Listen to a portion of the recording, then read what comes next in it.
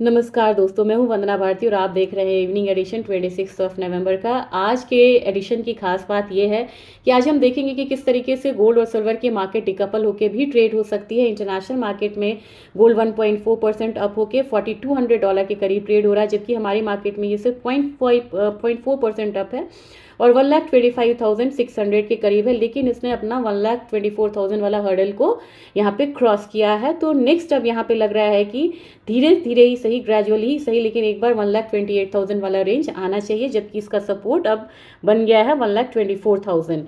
और सिल्वर की बात की जाए, इसमें मूवमेंट बहुत ज़बरदस्त आई, 3.5% आई। ये $52.76 ट्रेड हो रहा है, यानी कि $53 के करीब है। और यहाँ पे सिल्वर क्लियरली गोल्ड को आउट परफॉर्म करती हुई नजर आ रही है। गोल्ड सिल्वर रेशियो में भी मैंने आपको ये बताया था कि ये इंडिकेशन आ रहा है। अब मुझे लग रहा है कि $54 सिल्वर जो है इस लेग ऑफ रैली में जा सकती है। हमारा बाजार सिर्फ 1.65% अप है, जबकि बाहर का 3.5% अप है।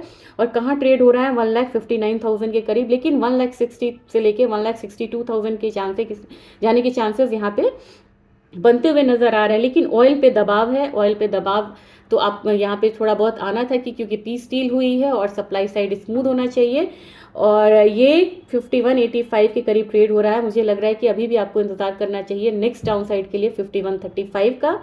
नेशनल गैस से मुझे आपको अपडेट देनी है 4.6 के करीब। अपना जो रेजिस्टेंस है, पता नहीं कितने दिनों से इसको ये तोड़ नहीं रहा, $4.6 वाला, वहीं पे ये ट्रेड हो रहा है 4.59 के करीब, 2.5% अप है। हमारे बाजार में ये 410 के करीब है, 410 के करीब। अब मुझे लग रहा है कि 425 वाला रेंज मैंने बोला था कि थोड़ा अनलाइकली लग रहा है, अभी भी लग रहा है, जब तक कि ये क्लोजिंग कब तक कहाँ का ना दे, 418 का। 418 से ऊपर की क्लोजिंग का मतलब है नेक्स्ट जो इसका रेजिस्टेंस बनेगा वो 425 से लेके 435 वाला जोन होना चाहिए। अब कमजोरी कहाँ से आई है? रशिया और यूक्रेन के डील की वजह से, क्योंकि रशिया सप्लाई करता था यूरोप को, तो यूरोप का नेशनल गैस का फ्यूचर्स होता है TTF, वहाँ पे ज़बरदस्त गिरावट आई है। लेकिन ये नाइमिक्स के नेशनल गैस पे नहीं आई है। और भारतीय बाजार यानी कि MCX किसको ये करता है रेफर? ये करता है रेफर नाइमिक्स के नेशनल गैस को। तो आपका जो कंफ्यूजन था कि रशिया यूक्रेन के पीस डील के बाद भी नेशनल गैस में गिरावट क्यों नहीं आई, इसका ये रीज़न था क्योंकि रशिया मेन सप्लायर है यूरोप को, ना कि एशियन इकोनॉमी या US को। अच्छा, इसके बाद बेस मेटल काउंटर में रखेंगे तो बेस मेटल काउंटर में 299.5 आ रहा है जिंक, इसमें अपसाइड आ सकता है। कॉपर के बारे में मैंने कहा था कि कॉपर एक अच्छी कमोडिटी है और यहाँ पे ये 1024 की तरफ जा सकता है। मेरे ख्याल से इससे आपको बेनिफिट हुआ होगा, क्योंकि 1019 ऑलरेडी आ गया है और ₹8 अपसाइड के साथ ट्रेड हो रहा है MCX में। अब मुझे लग रहा है कि 1,24,000 रुपीज़ यहाँ पे आना चाहिए। और कॉपर का जो आपको अब न्यू सपोर्ट बनेगा ये 1010 यानी कि 1010 का होना चाहिए। डेटा बहुत कंफ्यूजिंग है। इनिशियल जॉबलेस क्लेम पे कम लोग आए हैं, यानी कि इनका जो सितंबर का जो डेटा आया है उसमें ये दिखाया जा रहा है कि इनिशियल जॉबलेस क्लेम पे कम लोग आए हैं, कम लोग अनएम्प्लॉयड हुए हैं। लेकिन अगर आने वाले टाइम में मुझे लग रहा है कि डेटा इतना अच्छा आने वाला नहीं है। और अभी आपको new home sales data negative आने वाला है।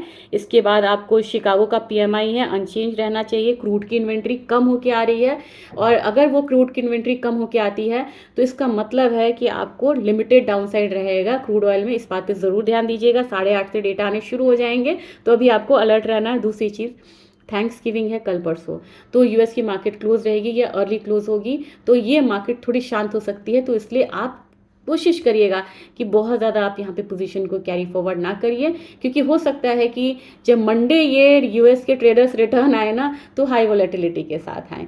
तो ये आज का अपडेट था, होप सो आपको अच्छा लगा होगा। अगर अच्छा लगा है तो इसको शेयर करिएगा ज़्यादा से ज़्यादा। Thank you.